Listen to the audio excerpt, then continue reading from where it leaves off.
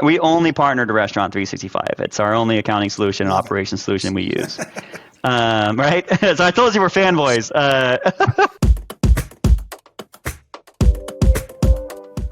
Welcome to Restaurant 365 Presents Behind the Numbers, a show where we talk to restaurant owners, operators, chefs, kitchen managers, CEOs, everybody involved to talk to them about what makes successful restaurants tick.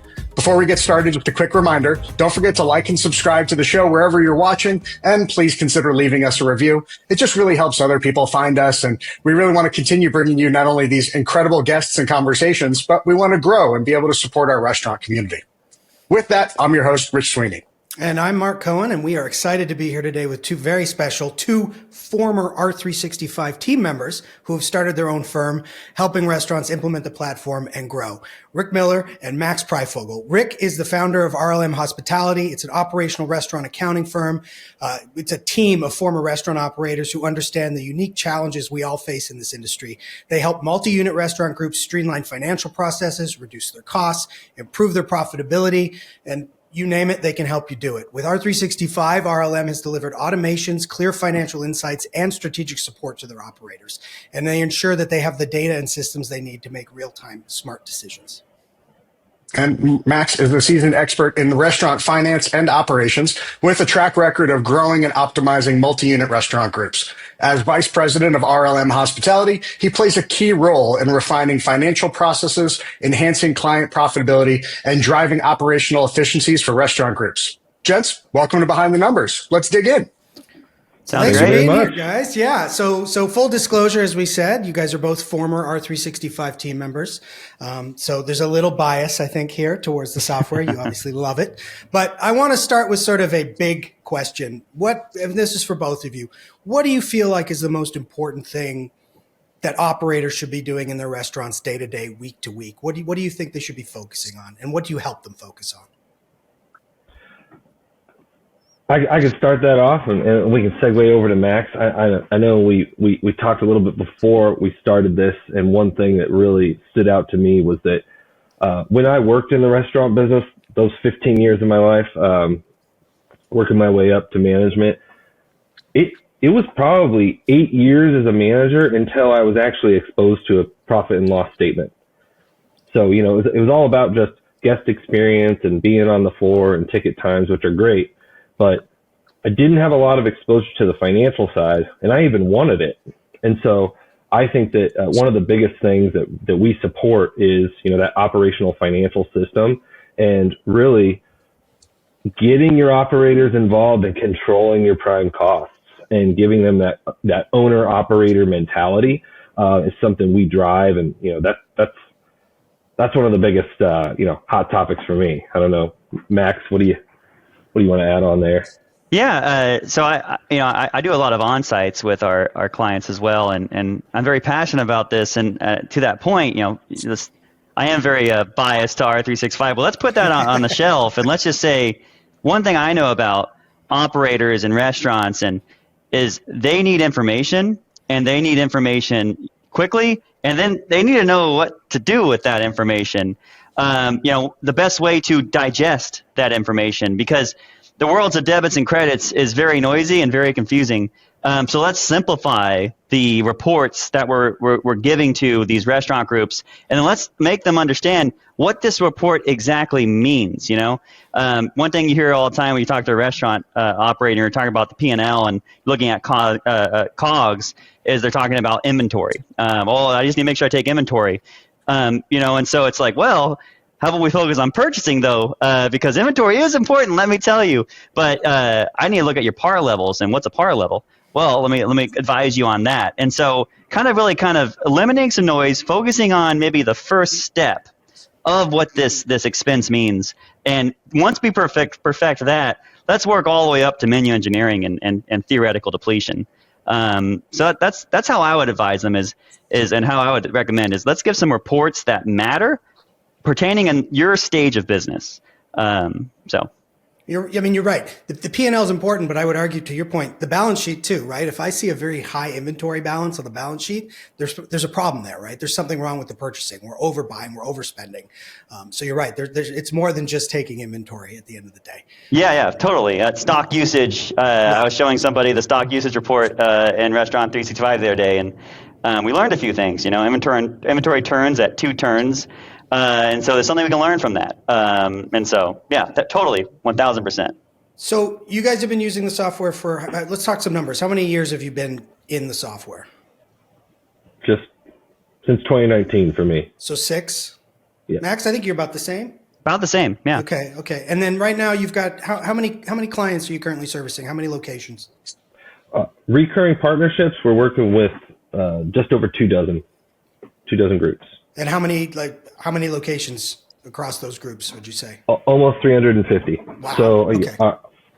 most of our business are mid-market groups, that multi-unit, single concept, 6 to 20 units. We do have a few enterprise bellwethers though. Some of the franchise bigger brands, 40, 60, 50 units. And then, we still have a lot of love. I mean, near and dear to my heart are the small guys. Hopeful they're growth oriented, but kind of pulling them up into mid market is where we started this company, and then now we're plugged into all of it. Yeah, you're showing them the path to scalability, right? That's a lot of people are afraid of that, or they don't feel like they're prepared for it. They don't have the systems in place to do it. Usually and then not you guys prepared for it, implement yeah. the software for clients as well, right? Yes. So how many 100%. implementations have you done? I'd say combined from our team, while at R365 and our LMAs, Yeah. hundreds. Hundreds. Okay. My estimate was about 400. Yeah, I'm trying to get a verbal resume out of you guys so everybody knows just how seasoned and professional you are. And then how many employees do you have now in your group at RLM? 17. Wow. Okay. Damn. That's I think awesome. last we spoke it might have been 14, but we brought a couple more on. Nice. So, Okay. yeah. You're growing too. We're going to drag you up into that enterprise level at some point. It's going to happen. So Rich, I'm curious, when you were an operator, were you in the P&L a lot? Did anybody share the P&L with you? Yeah, I mean, like the first time I got a P&L, it was kind of put in front of me with no, hey, do you know how to read this? No, here's how you read this. It was kind of just like here, and now we're going to start talking through this with the owners. And I had no idea what anything meant. And my favorite example is in San Diego, there's a repair company called R&M. And then they were talking about the R&M line on the P&L. And I'm just like, why do we have a separate line just for one company? And they were like, that's repairs and maintenance. Oh, okay. And then after that, I kind of like looked at the owner and I was like, hey, could you show me what I'm supposed to be paying attention? Like, I know food.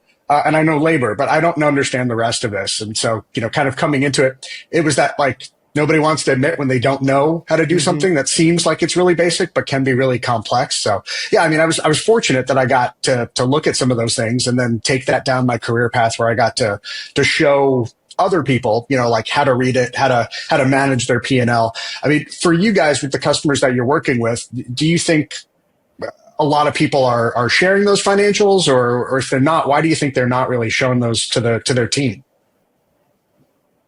Yeah, I would say I can answer that in a couple levels. One is if they are, often when people come to us, they are not sharing the financials at least as fast as they want to. Then they need a little help to do that. And then when they do start sharing the financials, you're correct. They need an explanation of what those financials mean. So we actually, as a presentation I do with every restaurant group we onboard, where I'm training the P&L to the restaurant managers that we're going to be providing on a regular basis. But I mean, to answer your point, though, I think a constraint that a lot of restaurant groups are in, at least the ones that come to us, is can we get these financials quickly enough to our operators? And then secondly, is it set up in a good way for our operators to analyze? And so our restaurant groups, they are there. And, we get them there 10 days after period close. We're getting them their financials, cater to whichever level of operator they are, if they're multi-unit, if they're single unit. So hopefully that answers the question. Do you distill it down so it's a little more digestible, like just calling out sort of like, top Yes. line sales, COGS, labor, like just digging into summary level. And then when you find the problem, then you get a little more granular? Yeah, 1,000%. Like, so for me, it starts with we go through we call them optimizations when we get a client, and we like to optimize the chart of accounts as one of those to make sure that the chart of accounts is not that we're saying chart of accounts have to do things this way, but we're saying it's a very simplified experience and doing it this way, right? And that caters to Restaurant 365 and their GL types and their child to parent account relationship. And so we're really good at making that harmonize. And by doing so, we're able to produce a P&L quickly, swiftly, effectively. The last thing, we've all been there. You're inside of a bank statement and you're like, okay, I typed an expense and I see 20 options. Which one do I go to? We eliminate that hurdle that happens on a regular basis across tens of thousands of transactions. And I think that's the first thing that we have to solve is the speed in which to deliver accurate financials. And so simplifying is always the answer. That's a great point. Yeah. And that's one thing we do go right. One thing we do that we're really proud of, we call it a weekly soft close. So our reporting, we do have this end of period, financial statements that are delivered in, 10 business days. But what I think is really special about what we're doing is we have a process called a weekly soft close. And basically everything's taken to the bank and reported on and distilled at a pretty high level with drill downs. And so we're managing all those transactions in Restaurant 365. Just as a note here, on average, we're responsible for 94% of transactions in a database. Wow. So we're managing that, and then we're effectively closing the week out, saying, hey, here's your financial snapshot. Everything's validated to the best of what we've received. And that's what's able to get us to fast closes, but also not just that, actionable insights that you can actually, move the needle, find your opportunities on before it's, 10 days, 15 days, a whole period behind. And that's the beauty of our 365. That's why you use it. Get that weekly P&L. Yeah, it's funny. I always get people coming to me asking me for a report that has, I want to see my sales and my labor and my COG. I'm like, yeah, it's called the P&L. Like in our software, it's called the P&L. That's the report you're going to go run. So you get in there, you get them on weekly financials. Now they're really seeing the numbers. You guys sound like you're doing a lot of the heavy lifting for them, so they're able to go run their operations and grow their business.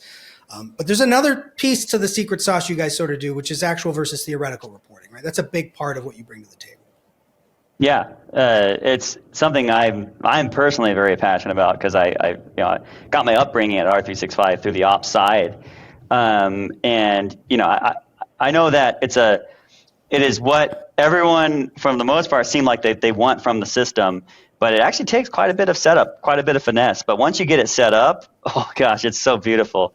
And so I'm very proud when we get our clients there because I know how it's actually quite an uphill battle. And the piece that I think that is why we're able to deliver that secret sauce is, we are the bridge from your point of sale to your menu to Restaurant 365.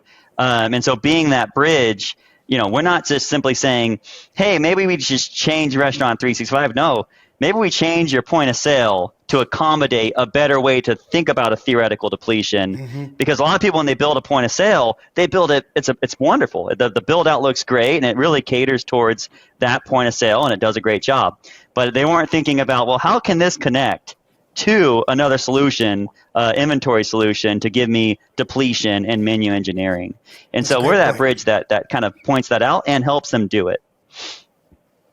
Yeah, I mean, not just the change one thing to fit something else. Instead, looking at it more holistically. How do we get all of these separate pieces kind of working in harmony, to really give you the best possible results? And sometimes you tweak one thing, you change another one, here and there. It's like music, you've got to kind of adjust things all throughout to get like the best possible sound. And it sounds like that's what you guys are doing for customers so that they get the best possible data out of the system. And you mentioned it before. It's my favorite thing to talk to folks about is just actionable information, not just a sea of data, but like what are the things that you need to see AVT and make a change on now, because it could have a huge, potentially detrimental impact if you don't change anything in your business. I love the idea of the AVT being beautiful.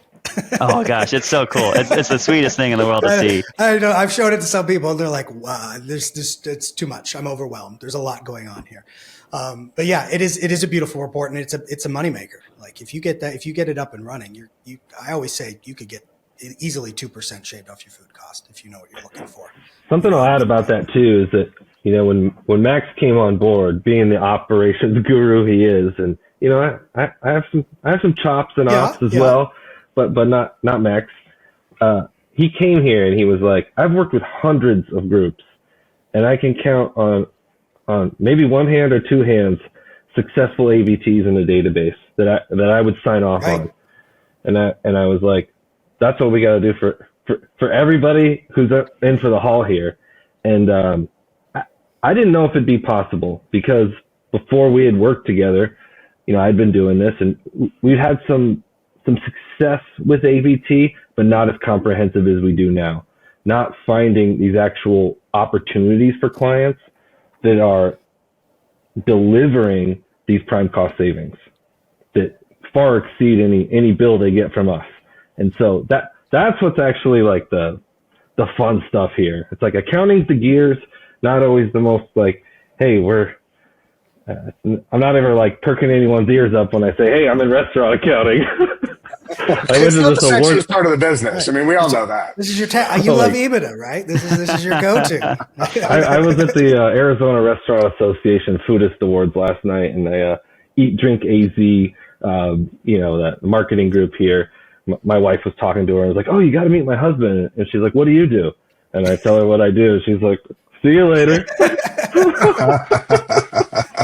So to that, to Rick's point though, we do have two sides of our business, really, right? We have accounting and ops, but like we've actually in the past, like when in the evolution, when I joined, you know, we used to just say, well, we'll do accounting only. You know, we stopped doing that. Like your accounting has to have some segment of our team is made up of people that are ops gurus and people that are accounting gurus, and every account gets one of those, gets both of those rather, an accounting guru and ops guru, because even if you're doing accounting only with us, we still know that the accounting module is using the ops module. And in using the ops module, you need someone that's going to make sure it's purring. You know what I mean? And so I've been on so many AVT turnaround projects, and it's actually beautiful. It was built out great. The theoretical depletion, the menu item connection, and what went wrong was the by item AP management. Costing errors were happening, and therefore we're having errors in the AVT analysis. And so, I think one thing that makes us unique in that sense is we really make sure we have two specialists in every account that make it run how it should run. Clean data is good data, right? Like it does. It starts and stops with the AP process. If you get it wrong when you're receiving, like it's just a domino effect throughout the whole product. So you guys are managing all of that for the client. And that's something we talk about a lot is, you know, having a gatekeeper in place, whether it's a group like you or internally. Like you can't open the floodgates to everybody having their hands in there, right? Like I always tell the story when I was Border Grill, we were using C2IT and we had, you know, AVT up and running. And when I left, we had like 42 avocados. We should have had one, right? But it's like everybody was in there just adding purchase items all day long. Like you really have to control that. And I'm sure you see that all the time with clients that come to you post-go that, you know, they've made that mistake. And now how do you right that ship? Like what is your process either for if somebody comes to you and they've got nothing or they've got like, what's your path to AVT? We're talking about your path to like weekly financials. Path to AVT is a little longer, I would imagine. Yeah, no, you're correct, and the path really is already outlined. And that's again why we're doing what we do. I think because we got our upbringing in Restaurant 365, and Restaurant 365 shows everybody the way. It's easier to show it and not have someone that truly understands it. And so we just truly understand it. And what does that mean? It means money in, money out. Right? It means on accounting, and then it means on ops, managing the items that you're bringing in by detail. And once you're doing that well, then we can work into those items on the recipes But let's not focus on ingredients on recipes if we're not making sure the ingredients costing is coming in an appropriate manner. And so, yeah, you're right. Putting full focus on the daily tasks in Restaurant 365 is, I think, what makes any restaurant group successful. Without us, with us, that's what you got to focus on. So is your AP being approved daily? Is your DSS being approved daily? And not only approved, are they being checked and making sure that they are singing, they're harmonizing? If you do those two core principles, in my eyes, then everything else comes easy. And so, that's where we try to put that focus on with clients on the onboarding, on the initial weeks. Even if you're coming to an R365 brand new, or you're coming to us with an R365 that already exists, we're going to get those daily tasks happening as they should be. And I think that's going to be the number one way to get success. Yeah, it's kind of funny. We just, there's that daily, weekly, monthly template you get in implementation. We just took that and we do it our own way. It's just the methodology we follow, and we use Monday.com, similar to you all. We track it. We have it assigned. We have the due date every day, the weekly, etc. But a couple things we do that are in there that you must do to keep the wheels on the track is that daily we are doing item price verification, right? We're checking if there's any invoice errors, pack size changes, things like that, item mapping, all that, and then when it's time for inventory, we're supporting that inventory review process. Even at the end of week, we're providing an AP report. This is all the AP that you've submitted. Is this accurate? So it's just these simple fundamental processes that we're overseeing and guiding with our clients that support their success and scalability. Rich, I'm curious, in the sales cycle, how often do you find people that just want like a set it and forget it solution? Because it doesn't exist, right? That's why you have guys like Max and Rick here. And that's what I was going to say. So many of the people that we talk to on a regular basis are just, everything from like, they don't see the need of counting inventory to, they don't have the time for the day to day. I mean, for you guys, what are some of the tips and tricks? What are some of the things, when you're talking to folks who are interested in using your service or getting started with you and you're trying to get buy-in from them, why are these things so important for them to be doing on a daily basis? I mean, I know how it rings true to me, but how do you help convey that to folks who just don't see it? They don't understand the why behind it. Money. Go ahead. Like I said, I see it. Yeah, I mean, I guess I can start that answer out. I mean, so you're right. A big challenge, especially during onboarding, is understanding like what we're after, what it is we're doing, and I think what it boils down to is getting value as fast as possible, and in what ways can we do that? And going back to part of our secret sauce is we put our best. Up front with a brand new client. Yours truly is there.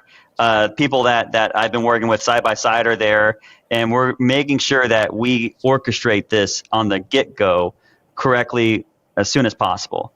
And in that, though, we're going to give value by say you're an automotive repair and you see your technician right through a window while you're in the waiting room, and you see what they're doing to your vehicle. That feels pretty gosh dang good, right? I know what's happening. I can see it. That's great. Do I know what's happening though? Right? but still, like I got some trust there. Yes. They're there, and it's a mechanic I trust, and I can see him working. I can walk in the garage and ask questions, and I'm being shown exactly what is being found under the hood. And I think that's us in a nutshell. We're not that mechanic behind the garage. There's no window. We just tell you, hey, this is wrong, this is wrong, this is wrong. Give me $2,000. It's like, nah, hey, so the reason why this got off a tooth is because this over here happened. Let me show you. And we literally like to show them how everything happened and how by doing it this way, that won't happen. And a brand new client, what we do though is we have to that if anything, that's a little harder because we got a client that's coming from the system that wants it to run better. They understand that it needs to run better because they experienced it not running so well. That one's a little easier because there's a goal they need to achieve. But to explain to someone that hasn't had the system yet, that there's some steps that they have to take that they never lived or experienced before, that one is a little more challenging. But again, the best way to do that is by having the right people to do that explanation. And so we really kind of pride in ourselves in getting those people that we trained up well, and I'm definitely involved and really explaining it and being there for them. And we often do an on-site in an onboarding engagement in those types of situations, to where we can be personable, we're people and we're here with you. And I think the relationship is probably the most key component in order to deliver that. Absolutely critical. Yeah, it's still a people business at the end of the day, right? Yes. Yeah. For sure. We talk about that a lot on this show. So to Rich's point, like, you got somebody there that's just like, what do you mean I have to take inventory? You want me to count my I imagine the tougher hill to climb is getting them to do it on a weekly basis, right? Getting them from a monthly to a weekly count. Is that a struggle you find for people? So, you are 100% correct there. And let's go back to, our methodology is we like to walk before you run. And so all of our clients aren't on a weekly inventory. All of them are on inventory. Right. They need to walk up to the weekly, which I believe in weekly inventories. It has huge value. But if we can't even perfect the one inventory, how about we focus on walking before we run? Because the value you get out of a one inventory is still going to supersede the value of not doing your weeklies because it's too overwhelming. Right? So let's get all, and that's what we're really good at. We're good at that consulting piece. I get it. This is the most valuable way. It's the best thing to do. But is it achievable? Is it even obtainable? And if it's not, how about we scale back and go for something that's still going to save you big time money? Mm-hmm. And then once we perfect that, we evolve. And so, we're all about evolution here. Yeah, a lot of value at looking at a trailing 4-week COGS just on purchases. And so that's what we start with and work with on all of our clients. And being able to kind of take the information that people have and kind of put it in front of them. It's the whole idea for, like when people are trying to lose weight, they tell you, to keep a journal of everything. And really that's what people have inside of, their database. That's what they have with all of their purchases and their inventory, like that history of what they started with, what they used, what they bought, what they added onto it, and being able to really kind of see that kind of laid out in front of them. A lot of times people don't realize in the day to day because they're in it. They don't, it used to be me as a chef. It's like, I'm in my business. I know I'm touching everything. I know what I've got, and then taking a half step back and looking at the numbers and being able, like you said, looking at trailing 4 weeks and be like, well, wait a minute, why are the numbers spiking here? And what happened here? And, catching a mistake, like a vendor charges you the wrong price, but you don't know those things unless you're actually paying attention to the bigger picture. Where I feel like so many operators especially get down in the trenches. They're working shoulder to shoulder that they can't necessarily take a step back and kind of see that bigger picture. So I love hearing that that's how you guys are talking people through it, getting them to really understand the business. And I don't remember which one of you said it before, but really not like, it's not managers, it's teaching them how to be operators. It's letting them really understand how to read a financial statement, how to understand how everything they do is having an impact on the business. It's huge for restaurants, especially nowadays. Yeah. That's my favorite button on the AVT, by the way, that little plus sign that gives you the journey that expands, and you can see what I started with. I use it all the time. Yeah. What did I transfer? What did I waste? What am I ending with? Like, I love that is a beautiful button. Go ahead, Max. Yeah, so I'm talking about the operator. So we call them. We tell all of our clients we're after the owner operator.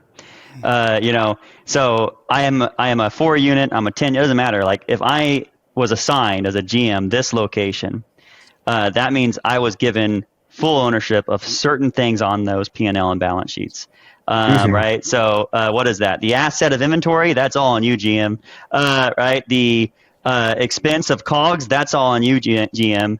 And so we consult with our clients and creating those owner operators, establishing the mentality that corporate isn't going to be coming chasing around for all the invoices. It's up to you to get corporate those invoices. Like it's kind of that's what we're really after is making sure that payroll isn't saying, hey, are my labor punches good for the week? Can I pay people? No, the owner operator saying, yeah, I've certified that. I've been checking it daily through SmartOps, through I did a weekly minimum wage adjustment report to make sure that all wages look good. Go ahead, payroll and pay. And because there's a lot more GMs than there are Yep. in corporate, and so we believe in that owner operator. It's to our core because we are owner operators. That's where we got our upbringing, is in restaurants.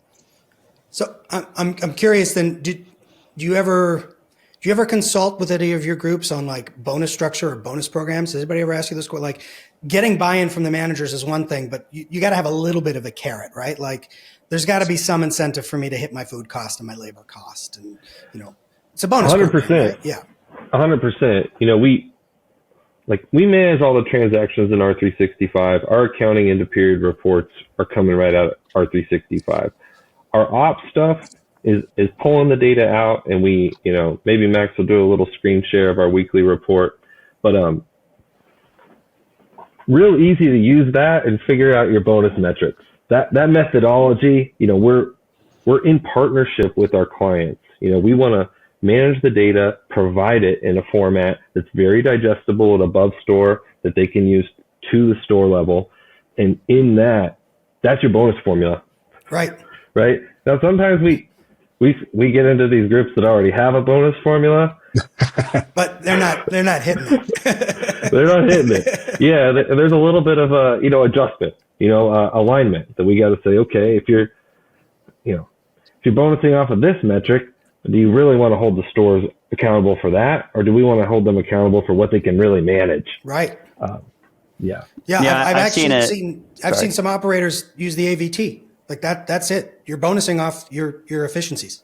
That's how they run their programs.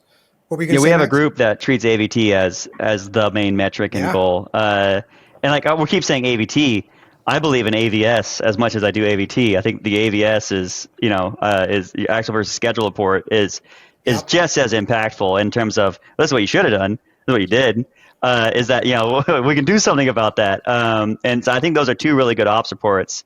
But I would say like I've seen we consult all of our groups on how they want to approach that, and we don't offer one method. Again, I think we also approach it in a manner of what best methodology would suit your restaurant group, That's great. And That's great. what volume units do y'all have? Are y'all doing 800,000 per unit?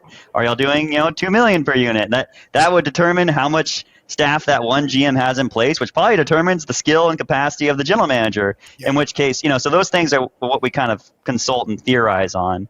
You know what I mean? So I have a group that their non-controllables were much lower than another store, but their COGS were much higher than another store, and they bonused more because they were bonusing after off of the bottom line. And I was like, well, that's kind of a bummer because the GM over here is actually the best COGS in the restaurant group, and they bonused less out of something that they had less controls over. And I was like, man, I want to reward that GM. And so you see those types of things. And so I think it depends on the style of business and what best suits people. But we definitely do a lot of advising on that. Hopefully that GM sent you a thank you note too. Yeah. And some permission. Yeah. Max, do you want to share some of your extra special secret sauce that you do? Some of your dashboards and everything? Do you have anything up? I can dabble. I don't want to. I'll show one. I don't want to show it all. I think some of the secret sauce you gotta keep a secret. Earn. You gotta pay. Pay to play. Yeah. Yeah, but I'd be happy to share one. Yeah. Yeah, because I love some of the stuff you guys do. Like I said, it's that distilling it down, making it very digestible, very easy to read. Like this is what you should be focused on. Yes, 1,000%. Okay, I'll share. Let's see. Let's share my entire screen. Let's share screen 2. Share. Are y'all seeing my screen here? Perfect. All right. So, going back to what we were talking about, 1, simplify, and then 2, weekly soft closes. So that means the bank is wrecked on the week. The POS is tied out because we're doing that daily. Expenses are in, and the expenses, we actually send an email to the stores saying, hey, this is everything. Is that correct? So we give them one last chance to go, yeah, that's right. So to the best of our ability, we have all accounted for on a weekly basis. And so to that point, once we have that all accounted for on a weekly basis, we like to present a way to track key metrics. And so this is what we call our prime cost tracker. And so what you're looking at here is a trailing 4, and these are regions. This is a fictitious group because it's an example. But we got Dara, Keen, Nova, Dan's. These are regions, and in the regions they have their stores. And they can be rolled up to the region, right, by hitting the minimize. And you can see the totals and the summaries, and this allows the restaurant group to track what really matters on a trail. One thing I know is, I have the data, but what do I do with it? Well, you can't really do anything with it if I don't have it the expense versus a goal or versus a trend. And so we really believe in showing goals and trends. So what we're seeing here is like labor on 6/2 and every week thereafter versus their goal, and that way they can see it versus comp stores, right? There's their brother and sisters, and versus their trail. And so I also believe in showing it to everybody. So we set this up, and we want all the stores to see how all the stores are doing, because no store likes to show their dirty laundry on a regular basis, and it inspires them to do better. I've been red for a while now. Yeah, I've been red for a while. I really want to be green, man. And so it's not easy too. It's like, hey man, are you red or are you green? Orange is okay, I guess, but we really want you to be green. So that's what we're looking at here, and this is part of how we try to simplify things for restaurant groups. But the other thing if I'm looking at this, just quick, Max. And this is all data from Restaurant 365. You're plugging in. So like the regions, those would be the location reporting categories in our software, and then the goals are coming from like their budget, right? Yep. And then you're just dropping in the financial data in the background to populate this. Yep, exactly. Awesome. Yeah, it's all in we only partner to Restaurant 365. It's our only accounting solution and operations solution we use. Right? So I told you we're fanboys. But the other thing you got to think about is thinking like we always say it. Sales is the most important metric. It's everything. Yeah, it's everything. And so how are we doing? R365 just released their weekly forecasting. Well, not just released, but it's newer. Yep. And I love it. I think it's the coolest thing. We were already doing this before that. We were looking at the weekly result of sales. And that really kind of catered to how we did it without me even asking for it. So I was like, oh, this is great. And so like every week, what are our actual net sales and what did we forecast? And what is our acceptable variance? And we kind of label it up here. And that changes depending on restaurant groups, what they find an acceptable variance to be. And we'll update our metrics based off that. But, are we doing well in forecasting sales? That's so critical. And then we like to look at, the same data in a different way. People love charts, especially GMs and restaurant managers. And so we're looking at the same thing technically as what we saw in the last two, but we're looking at it on a table. Willa Picard here, beautiful, Star Max. Trek reference. Another beautiful report. But yeah, so what's cool about that too is sometimes the restaurant group will be like, well, they're doing better because they have more sales. Well, this will actually show you if they're still hitting the same expense percentage goal, despite increase in fluctuations in sales. So you can still blow it on $20 million in revenue. I've seen it happen. 1,000%. And another part too, like you could have higher sales, but if you're not managing your costs the right way, then you're going to be sitting there scratching your head going, I've got more sales. Why don't my numbers better?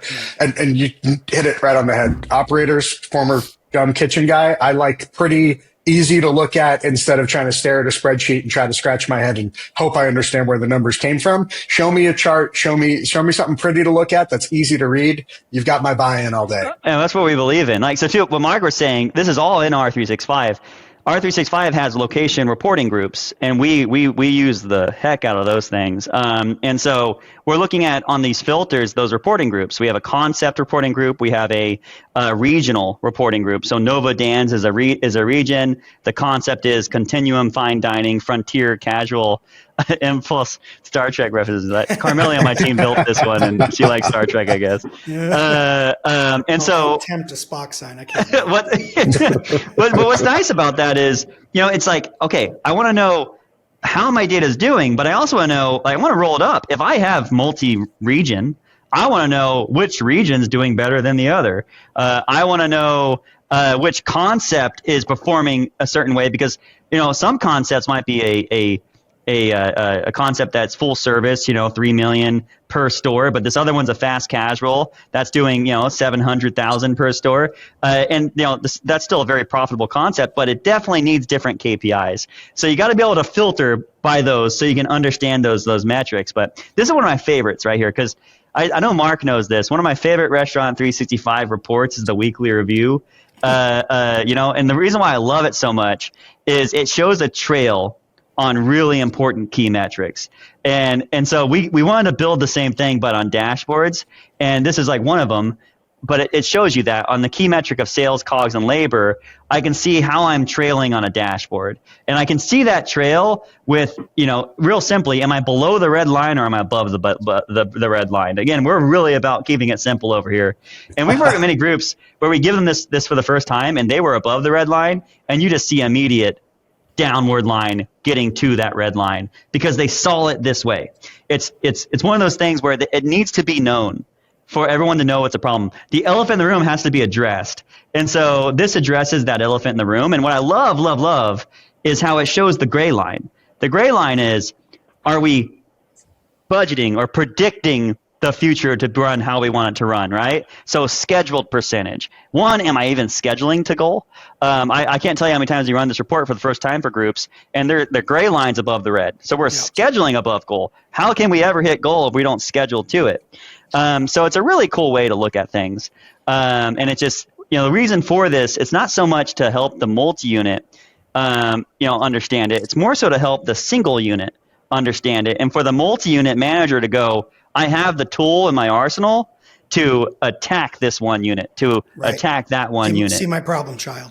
Yeah, exactly. And so you're doing this for all your clients. Everybody gets access to this. Yeah, so this is part of our fundamental advanced operations service. So, like, to that point, not everybody. We have we match certain clients' requests from us.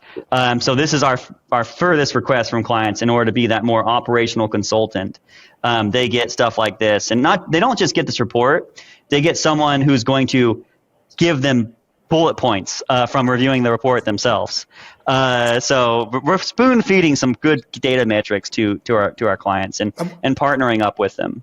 I want to abbreviate that. We'll just call it the FAOS. How's that? That's the service. I like it. FAOS. Your fundamental advanced operational service. Yeah. We like to usually wrap these things up. Thank you for sharing this, Max. This was awesome. I don't want them. Don't show them everything. They got to come and look behind the curtain a little bit. With a hot take, we want to know, like, what's a trend in the restaurant industry you love, you hate, you want to see more of. Michael Mina's answer was bad restaurants, which I loved. That was a great answer. That's a good question. I have a thing I always tell Rick, and it's a hot take that I just say that I think is kind of funny, but it's just true, man. There's something about chicken right now. It's so hot. Like every chicken concept is slammed and they're just killing it. And it's just like, there's something about chicken right now. So I guess my hot take is I want to stump chicken, man. I want to overtake chicken and come up with a different chicken. Got it. What about you, Rick? Hot take on the industry. More operators need to share their P&Ls with their managers. Yeah, that's one thing. I was thinking too. There's a lot of stuff in the news that could give you jitters right now. Mm-hmm. Right, a lot of changes, and that's pretty common, right, over time. Right now, we've got certain things going on that people are scared about. Food costs could be going high. We had this a few years ago with COVID, and I was talking with some of the leaders on the team here about it. And what do you need during times like that? Really accurate data and people you can trust to work with. And yeah, I don't know if this is a total hot take, but one element of this too is that we want to align with groups who want to be business oriented and business savvy. And so when you ask about those reports for all clients, they're all wanting to be on that level, but some we need to keep it a little more simple than that. Right. And just thinking, you want data hungry people, and you got to feed it to them at the right interval. Right. Let's say. Yeah, exactly. Portion control. Now we're talking about portion control. Yeah. Well, this has been awesome, guys. Rick, Max, thanks for joining us today. This has been a very good conversation. You can find RLM Hospitality on LinkedIn and YouTube. They've got some great videos up there as well. And you can connect with the guys on LinkedIn as well. Go friend them, request to connect. And don't forget that they love EBITDA. And we all love EBITDA. It's the as soon as I understood what EBITDA actually stood for, because again, another one of those weird acronyms that I just didn't know the slightest behind what it was. So, I love it now that I understand what it is. And of course, we love you guys for joining us, not only for, you guys being here recording with us, but also for everybody who's checking out the podcast and watching us on YouTube. We hope you have a great day, great shift, great quarter, great whatever you and your restaurant may be doing, just be great at it. And again, don't forget, if you got time to lean, you got time to listen while you clean. So go ahead, like and subscribe everywhere. Find us on YouTube, Spotify, Apple Podcasts, wherever you listen. And you can also follow us across all social media, LinkedIn, Instagram, Facebook. And of course, at the end of the day, you can always find out more and come visit us at restaurant365.com. Thanks, gentlemen. Thank you. Have a Thanks, great everybody. week.